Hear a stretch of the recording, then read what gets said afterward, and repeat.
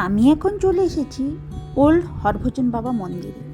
সিকিমে দুটো হরভজন বাবার মন্দির আছে, একটা হচ্ছে নিউ হরভজন বাবা মন্দির আর একটা হচ্ছে ওল্ড হরভজন বাবা মন্দির।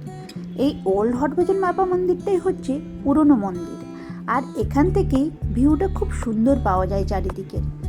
আপনারা যারা ট্যুরিস্ট তারা সিকিমে আসলে অবশ্যই গাড়িকে বলবেন যে আমরা ওল্ড হরভজন বাবা মন্দির দেখতে চাই, কারণ নাথুলা থেকে ফেরার পথে অনেক ট্যুরিস্টকেই গাড়ির ড্রাইভাররা ওই নিউ হরভজন বাবা মন্দিরে নিয়ে যায় আর বলে এটাই হচ্ছে হরভজন বাবার মন্দির।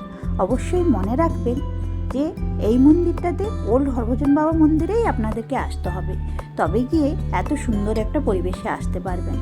আর এই হরভজন বাবার কাহিনী তো আশা করি অনেকের জানা, আর যদি জানা না থাকে একটু ইউটিউব বা গুগল থেকে জেনে নেবেন। খুব সুন্দর একটা কাহিনী আছে। উনি একজন আর্মি ছিলেন এবং তিনি মারা যাওয়ার পর কীভাবে ওনাকে বাবা হিসেবে পূজিত করা হয় তার পিছনে একটা খুব সুন্দর কাহিনী আছে। এই মন্দিরের ভেতরে হরভজন বাবার ইউজ করা আর্মি ড্রেস, রাইফেল, জুতো এবং ওনার জন্য বেড সমস্ত কিছুই রাখা আছে। উনি এখনও নাকি এই মন্দিরে আসেন এবং রাত্রেবেলা উনি যে ওখানে থাকেন তার প্রমাণ নাকি পাওয়া যায়।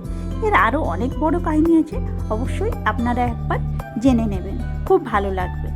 আমরা মন্দিরের ভেতরে গেলেও আমি ভিডিওগ্রাফি করিনি, হয়তো অনেকে করেন লুকিয়ে চুরিয়ে, কিন্তু যেহেতু মানা আছে আমি আর করার চেষ্টা করিনি।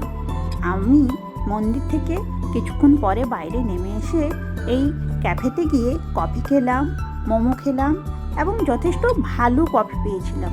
খুব ভালো লাগলো মোমোটাও, আর্মিদের দ্বারা পরিচালিত এই ক্যাফে। তারপর আমরা এখান থেকে বেরিয়ে গেলাম।